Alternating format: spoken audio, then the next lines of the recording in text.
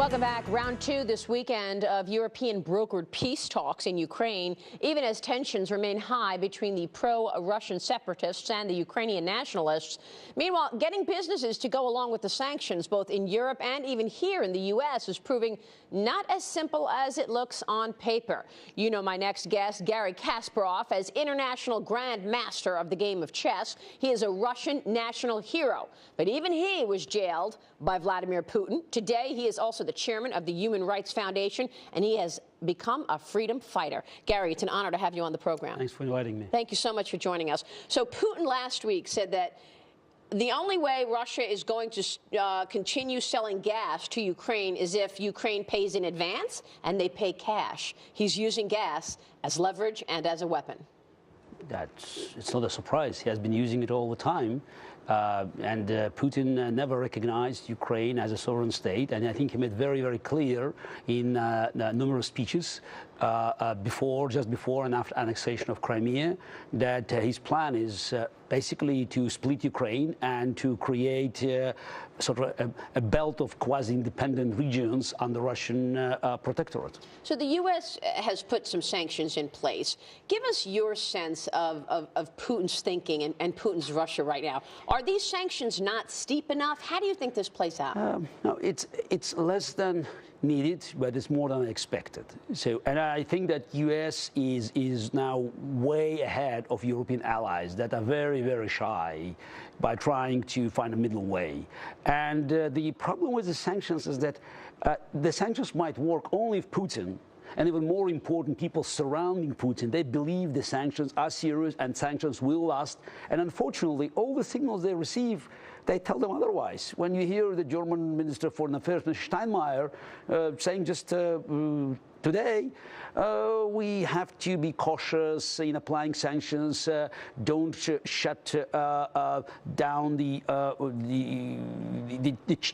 chances for diplomatic solution. And former Minister of Finance of Russia, Alexei Kudrin, saying that Russia will not be isolated. So there's no threat of isolation. So by hearing all the signals, I don't think Putin takes it seriously. Well, this is the point. And why would Europe want to go deep in terms of sanctions? And why would they ever do anything significant against Putin when, in fact, 35% of their gas is coming from Putin, from Russia? Yes, but that's exactly the problem.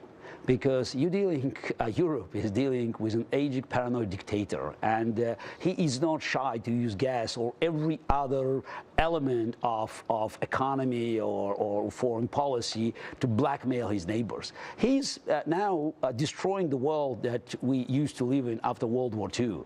He already took away part of Ukraine, and he's planning to move even further. He's threatening Moldova, and eventually he will challenge NATO in the Baltics. If he's not stopped now, the price for preventing the massive conflict in Europe will go up. It's like a cancer.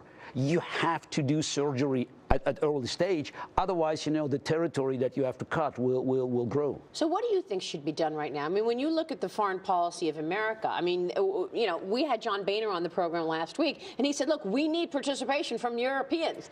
We need to be in this together. I don't think so. I think it's about leadership. So, yes, it's nice for Europeans to move in, but America can do many things single-handedly. And I think that's the time to send a message to Putin and, again, to those who are surrounding him, his entourage, that will be paying attention to what America is saying and, most important, what America is doing. And also, I think the Europeans' meddling position now, it's also somehow is a result of America not showing leadership, actually leading from behind.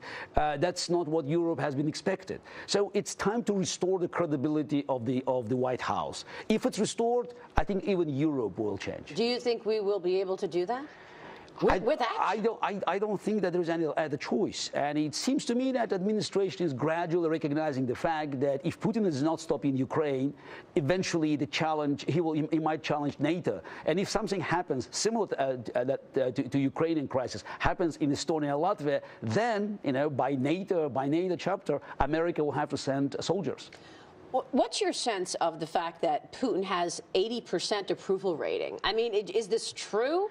Lay it out for us. First of all, I'm sure Adolf Hitler also had a 99% approval rating in 1939. But also, I think talking about approval ratings and about pollings in the countries like Russia, it's probably not fair, because when you make telephone calls to find out what people think, you have to understand that in a country like Russia today, there's a genetic fear. If you receive a phone call, anonymous phone call, asking what do you think about Mr. Putin, I'm surprised that 20% of people saying we don't like what he's doing. That's good. Because pollings, instruments, they are very fine instruments for the democratic society. Applying them for dictatorship like Russia could give you a totally distorted picture. What's your take on Putin and what he wants right now?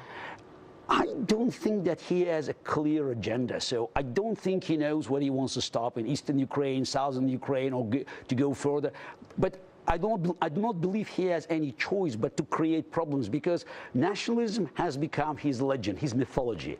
It's his only legitimacy.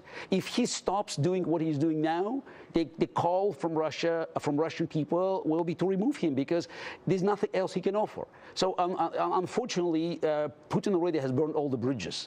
And our best chance is actually to cut part of his inner circle from him by convincing them that sticking to Putin might have a very high price for them. The St. Petersburg Economic Forum is next weekend, and a number of Americans have been asked not to go. Does it matter? I mean, this is going to be it does matter. It does matter, but again, it's not enough. Because again, when Putin hears, say, Mr. Dadley, the head of BP, saying that our relations with Russia is rock solid, or Exxon is restoring negotiations about Sakhalin oil project, that's for him is a clear message that the sanctions will not last. What is to be done is to make sure that this project will not go anywhere.